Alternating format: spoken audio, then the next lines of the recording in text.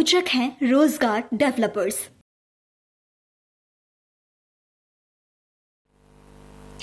नमस्कार, स्वागत है आपका उत्तराखंड न्यूज बुलेटिन में और मैं हूं आपके साथ सप्ता पांडे। खबर खटीमा से है, जहां विश्व हिंदू परिषद और बजरंग दल के कार्यकर्ताओं ने उप जिलाधिकारी खटीमा को एक ज्ञापन सौंपा। ज्ञापन में बताया गया कि पूर्णागिरि मेले में आने वाले श्रद्धालुओं को आरटीओ वेजा परेशान कर रहे हैं। अन्य राज्यों से यहां लाखों की संख्या में श्रद्धालु पहुंचते हैं और उन्हें चालान के नाम पर परेशान किया जा रहा है।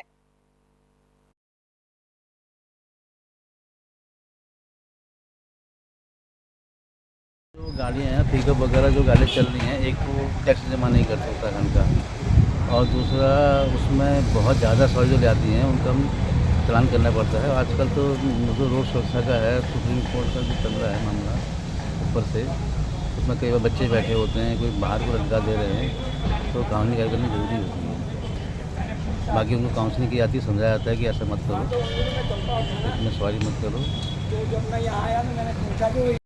ऐसा है जैसे कि मुख्यमंत्री महोदय द्वारा एक योजना जो हमारी मंदिर माला श्रृंखला है उसके अंतर्गत पूर्णागिरि आते हैं, और हज़ारों वर्षों में, मतलब कि ये समझ लीजिए 40-50 वर्षों से पहले से भी इतिहास है कि लोग दूर दूर से वहाँ पर दर्शन के लिए आते हैं, और आरटीओ द्वारा उनको रोक कर स्टिकर के नाम पर या अन्य प्रकार के उस पर परेशान कर रहे हैं। मतलब कि उनको अनावश्यक दबाव डालने की कोशिश कर रहे हैं, जो हमारे लिए और समाज के लिए उचित नहीं है। तो वो हमको वहाँ के लोगों द्वारा भी बताया जा रहा है, हम खुद भी देख रहे हैं। तो उससे संबंध में हम सर के पास आए थे कि इस पर आप संज्ञान लीजिए और इस प्रकार का जो उनके साथ व्यवहार हो रहा है आरटीओ द्वारा वो न हो, और शांतिपूर्ण तरीके से हमारी ये यात्रा पूर्णागिरि की जो 2 महीने की चलती है वो चल पाए।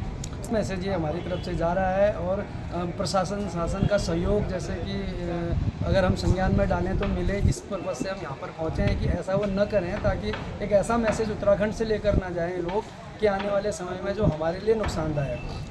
जी यही इसीलिए हम यहाँ पर आए हैं कि एक उनकी योजना भी चल रही है, जैसे कि सभी को विदित है कि इस पूर्णागिरि मंदिर को भी एक आस्था से जोड़ने का काम पूरे उत्तराखंड में देवभूमि में किया जा रहा है। वो कहीं ना कहीं उस पर चोट पहुँचती है। लोग जो यहाँ पर आ रहा है वो देवभूमि के नाम से एक आस्था लेकर यहाँ पर पहुँच रहा है। हज़ारों लोगों की आस्थाएं हैं, देश विदेश तक से लोग यहाँ पर आते हैं। अगर इस प्रकार की छवि जाएगी तो कहीं ना कहीं वो हमारे लिए, हमारे हिंदुत्व के लिए, और जो श्रद्धालु आ रहे हैं उनके दिमाग में भी एक बात बैठेगी कि भाई उस जगह पर इस प्रकार की चीज़ें होती हैं, तो वो कहीं ना कहीं स्वयं के क्षेत्र होने के नाते या हमारे लोगों के होने के नाते भी एक दुष्प्रभाव उस पर पड़ता है। तो हम चाहते हैं कि ऐसा न हो। आप शासकीय कार्य जो भी हो एक सही तरीके से हो, इस तरीके से ना हो कि उसका दुरुपयोग हो सके। आपका नाम? हिमांशु तिवारी, सामाजिक समरसता प्रमुख, विश्व हिंदू परिषद खटीमा।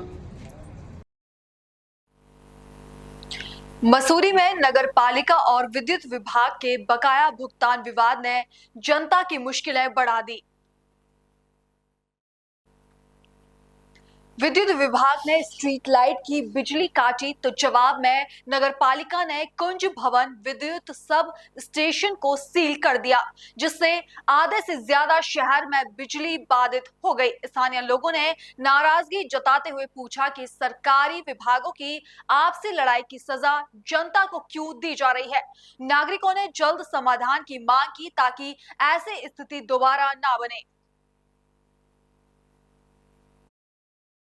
हमने नहीं किया है। विद्युत विभाग अभी हमारा भी समस्त बकायेदारों पर, आपको वैसे अवगत करा, नगर पालिका द्वारा 31 मार्च से पहले जितने भी हमारे बकायेदार हैं उन पर सभी के खिलाफ कार्रवाई की जा रही है, जितने भी बड़े बकायेदार हैं।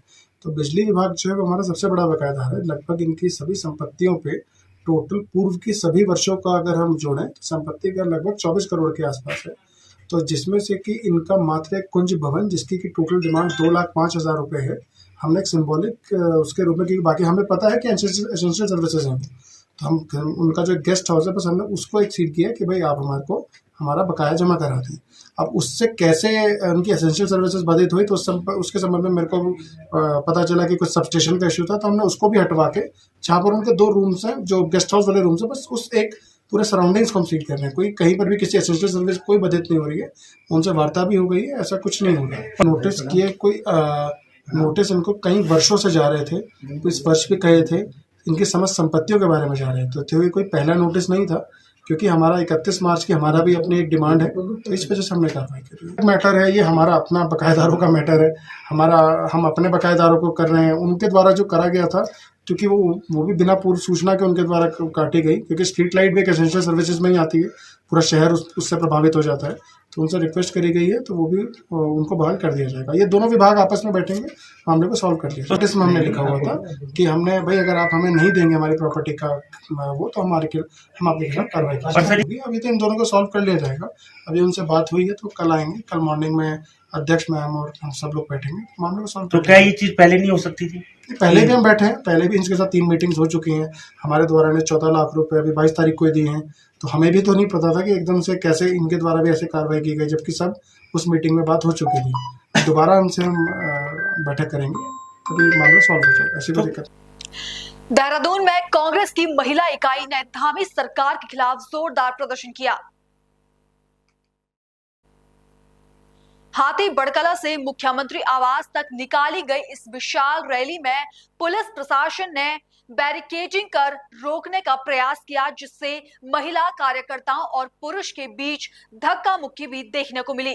प्रदर्शन के दौरान कांग्रेस महिलाओं ने कई मुद्दों पर सरकार को घेरा। उन्होंने आरोप लगाया कि सरकार महिलाओं के अधिकारों की अनदेखी कर रही है और इन मुद्दों पर कोई ठोस कदम नहीं उठा रही। प्रदेश में महिलाओं के प्रति अपराध बढ़ रहे हैं और अगर मैं एनसीआरबी के डेटा की बात करूं तो 9 हिमालयी राज्यों में उत्तराखंड प्रथम स्थान पर है, जहां पर महिलाओं का रेप से लेकर के मॉलेस्टेशन के जो केसेस है वो बढ़ रहे हैं। आपके समक्ष अंकिता भंडारी का एक ऐसा कृत्य सामने आया था जिसने देवभूमि की साख को पूरे विश्व में शर्मसार करने का कार्य किया था। आज अंकिता भंडारी की माँ हर दिन वीडियो जारी करके वीआईपी का नाम उजागर कर रही है, लेकिन धामी सरकार अपने कानों में रुई डाल के बैठी हुई है। इसी क्रम में आपको याद होगा कि मोदी जी ने जो है सदन में महिला आरक्षण बिल पास तो कर दिया, लेकिन वो महज एक महिलाओं की आंखों में धूल झोंकने का कार्य कर दिया, क्योंकि ना वो बिल 2027 में पास हो सकता, ना लागू हो सकता है, ना 29 में लागू हो सकता है, क्योंकि उसके पीछे कई लीगल रीजन है। तो हम यहाँ पे मोदी सरकार को ये याद दिलाने आए हैं कि इस देश की जो महिलाएं हैं, अब आप उन्हें उनकी अपने हाथ की कठपुतली नहीं बना सकते। अगर महिला आरक्षण बिल आपको देना है, जिसको आपने चुनाव में बहुत जो है लुभाने का कार्य किया है, तो आज दीजिए, अभी दीजिए, नहीं तो पूरे देश की जो है महिला कांग्रेस और कांग्रेस की जो नेत्रियां हैं वो सड़कों पर आपसे इस मांग के लिए उतरेंगे। आज ये सोई हुई सरकार को जगाने का काम आज महिला कांग्रेस ने किया है और आप देखेंगे कि दूर दराज से हमारी महिलाएं पहुंची। धार चूल्हा जो उस छोर में है, वहां से आज महिलाएं पहुंची और यही कि महिला की जो सुरक्षा है वो हमारे उत्तराखंड में बिल्कुल खत्म हो चुकी है। महिलाओं की कोई सुरक्षा नहीं है। आप नए नए यहाँ पे लागू कर रहे हैं सारी चीजें, लेकिन आप ये सोचे जो धरातल पे काम करने वाले हैं वो सरकारों ने उसमें बिल्कुल अपनी आंखें मूंदी हुई है। सड़कें आप देखेंगे पूरी टूटी हुई है, आप बिल्कुल ध्यान नहीं दे रहे हैं। महिला सुरक्षा, दिन रात बच्चियों को घर से निकलने में भी डर लगता है, अपने बच्चों को निकालने में भी डर लगता है, लेकिन ये सरकार बिल्कुल सोई हुई है। आज हमने ये कॉन्सेप्ट किया है, कुंभकर्ण जो सरकार है ये उसको जगाने का काम किया है और अगर आगे सरकार इसके बाद भी नहीं जाती तो हम लोग पूरे प्रदेश में बड़े बड़े आंदोलन। एसएसपी देहरादून ने बसंत विहार थाने का बुधवार को वार्षिक निरीक्षण किया। उन्होंने अपराधियों की निगरानी, लंबित मामलों के निपटारे और पुलिस रिकॉर्ड अपडेट करने के निर्देश दिए। पुलिस कर्मियों को वेपन हैंडल और क्राइम डिटेक्शन किट का अभ्यास कराने को कहा। सफाई व्यवस्था सुधारने और कर्मचारियों की समस्याओं का हल निकालने के भी निर्देश दिए।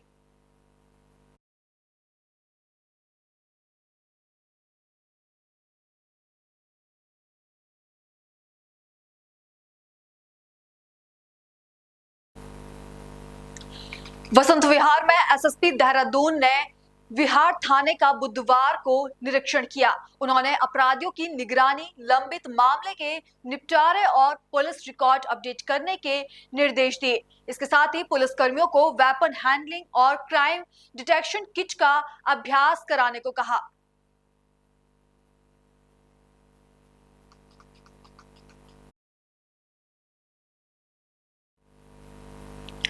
अगली खबर देहरादून से है, जहां कैबिनेट मंत्री गणेश जोशी ने दून विहार जाखल वार्ड में पार्टी पदाधिकारियों और क्षेत्र वासियों के साथ बैठक की।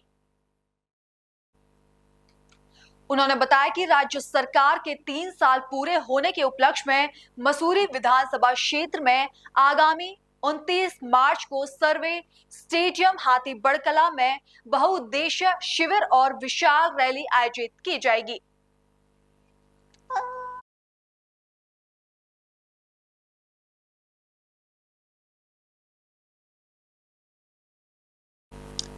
कैबिनेट मंत्री गणेश जोशी ने दून विहार झारखंड वार्ड में पार्टी पदाधिकारियों और क्षेत्रवासियों के साथ बैठक की। इस बैठक में उन्होंने बताया कि राज्य सरकार के 3 साल पूरे होने के उपलक्ष्य में मसूरी विधानसभा क्षेत्र में आगामी 29 मार्च को सर्वे स्टेडियम हाथी बड़कला में बहुउद्देश्य शिविर और विशाल रैली का आयोजन किया जाएगा।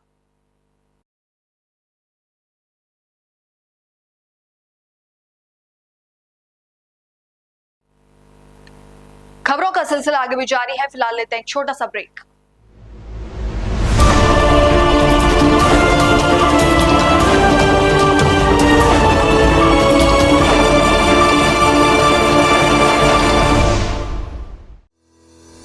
रोजगार डेवलपर्स, अ यूनिट ऑफ रोजगार डेवलपर्स एंड प्राइवेट लिमिटेड। घर वहीं जहां हो आपका भरोसा। पिछले 15 सालों से आपके सपनों का घर हमारी प्रतिबद्धता। रोजगार डेवलपर्स का पता है शिमला बाईपास रोड, गणेशपुर, देहरादून। रोजगार डेवलपर्स से संपर्क करने के लिए अभी डायल कीजिए 9897054026 पर या 8433207910 पर।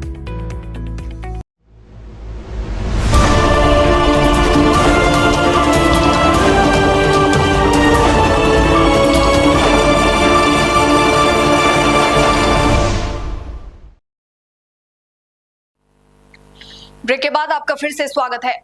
1 अप्रैल से नए शिक्षण सत्र की शुरुआत से पहले हल्द्वानी प्रशासन ने निजी स्कूलों की मनमानी पर अंकुश लगाने की तैयारी की है। सिटी मजिस्ट्रेट एपी वाजपेयी के अनुसार सभी विद्यालय के प्रधानाचार्य और प्रबंधकों के साथ कार्यशाला आयोजित कर राज्य सरकार की गाइडलाइन के अनुसार कार्य करने के निर्देश दिए जाएंगे। इसके अलावा मॉनिटरिंग टीम बनाई गई है जो शिकायतों पर त्वरित कार्रवाई करेगी।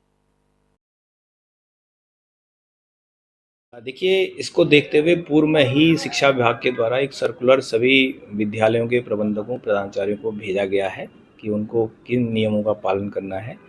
दूसरा, इसमें एक 27 मार्च को एक वर्कशॉप का आयोजन किया जा रहा है जिसमें प्रशासन के लोग, शिक्षा विभाग के अधिकारियों के साथ साथ विद्यालयों के प्रबंधक और उनके प्रधानाचार्यों को बुलाया गया है और वहाँ पर जितने भी नियम हैं, चाहे वो यूनिफॉर्म से संबंधित हों, फीस से संबंधित हों या पाठ्य पुस्तकों से संबंधित हैं, इनके बारे में भी उनको अवगत कराया जाएगा ताकि किसी।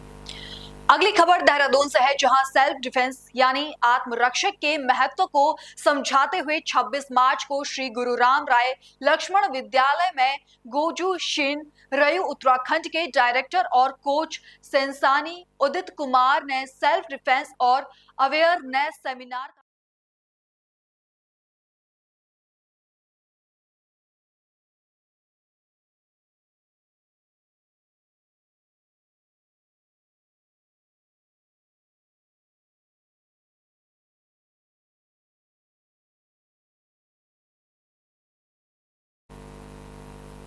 देहरादून में सेल्फ डिफेंस यानी आत्मरक्षक के महत्व को समझाते हुए 28 मार्च को श्री गुरु राम राय लक्ष्मण विद्यालय में गोजू शिन रयू उत्तराखंड के डायरेक्टर और कोच सेनानी उदित कुमार ने सेल्फ डिफेंस और अवेयरनेस सेमिनार का आयोजन किया।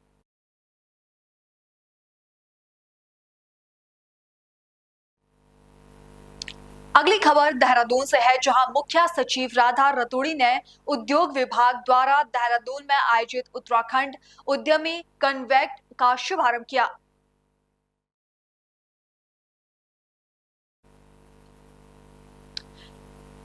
कार्यक्रम को संबोधित करते हुए रितु ने कहा कि श्रम शक्ति में महिलाओं की भागीदारी बढ़ाने पर विशेष फोकस किया जाना चाहिए।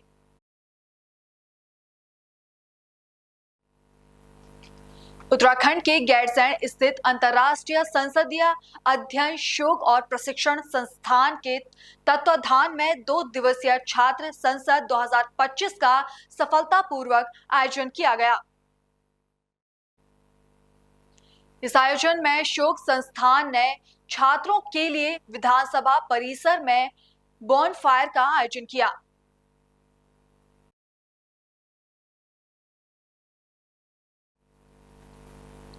अगली खबर कोटद्वार से है, जहां कोटद्वार के वार्ड नंबर 37, 39 और 40 से है, जहां यूपी सीमा से सटे हुए किसानों की खड़ी गेहूं की फसल को हाथी बड़ा नुकसान पहुंचा रहे हैं।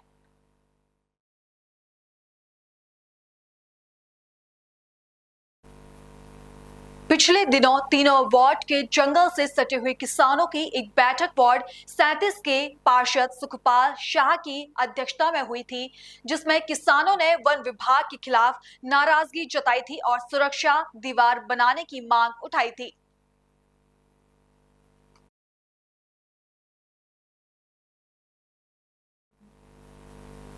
अगली खबर मसूरी से है, जहां सेंट मैरी हॉस्पिटल को दोबारा खोले जाने को लेकर नगर पालिका अध्यक्ष मीरा सकलानी लगातार प्रयास कर रही है। बुधवार को जॉली ग्रांट अस्पताल के डायरेक्टर विजय और पालिका अध्यक्ष मीरा सकलानी ने संबंधित अधिकारियों के साथ सेंट मैरी अस्पताल का निरीक्षण किया। कायम है मसूरी जैसे शहर में स्वास्थ्य सुविधाएं नहीं है, तो काफ़ी समय से हम लोग प्रयास कर रहे थे कि कैसे यहाँ पर कुछ किया जा सके। आज एक प्रस्ताव आया नगर पालिका की तरफ से और मैं यही देखने आया था कि क्या यहाँ पे शुरू हो सकता है। तो मेरे ख्याल से भवन तो ठीक स्थिति में है, अब आगे बैठ के नगर पालिका जैसा विचार करेगी उसके साथ मिलकर, नगर पालिका के साथ मिलकर के फिर हम एक प्रस्ताव बनाएंगे और उस पर फिर हम कार्रवाई करेंगे क्या यहाँ पे हो सकता है। लेकिन संभावना पूरी है कि यहाँ पे एक अच्छा अस्पताल चल सकता है। तो ये माना जाए कि जल्द, जैसे आपने बताया कि संभावना है, तो एक नहीं, अब मैं आया हूँ तो इसीलिए आया हूँ कि कुछ अच्छा काम हो। तो अब ये दोनों पार्टियां, हम भी हैं, नगर पालिका के लोग भी हैं, सब लोग बैठ के अगर एक साथ अच्छा काम करना चाहते तो कोई रोक कौन सकता है। फिर सर अगर अच्छे कार्य के लिए तो कोई रोक नहीं है। अगर सहमति बनती है तो कितने दिनों में अस्पताल दे देंगे? मेरे ख्याल से 6 महीने हो जाना चाहिए। बेड कितने तक? अब जितने बेड की यहाँ व्यवस्था, मेरे ख्याल 10 बेड का तो अस्पताल है ही। हाँ जी, तो व्यवस्था है, प्लस जो ओपीडी चलेंगी तो उसको ठीक करेंगे, बिल्डिंग को पहले ठीक करेंगे, फिर उसके बाद उसको चला सकते हैं।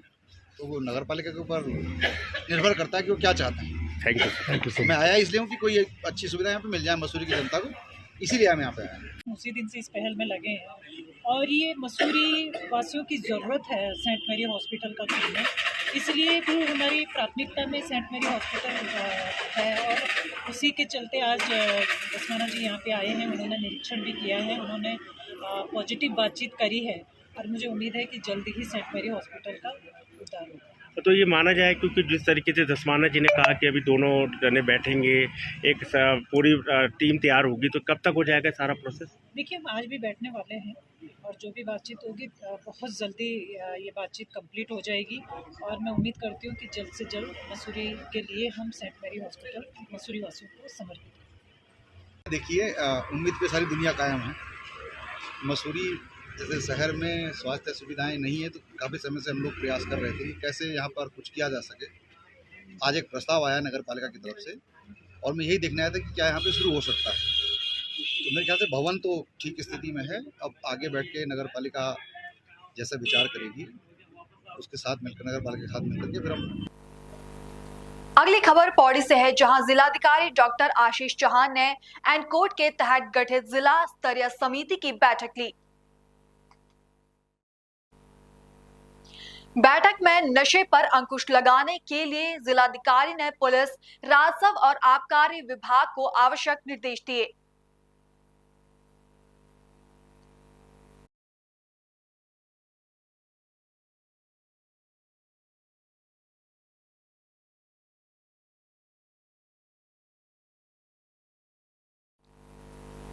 अगली खबर देहरादून से है, जहां राष्ट्रवादी रीजनल पार्टी ने उत्तराखंड के मुख्यमंत्री पुष्कर सिंह धामी से रुड़की और काशीपुर सर्कल के अंतर्गत स्थापित स्टील फैक्ट्री में बिजली चोरी की जांच ईडी और सीबीआई से कराए जाने की मांग की है।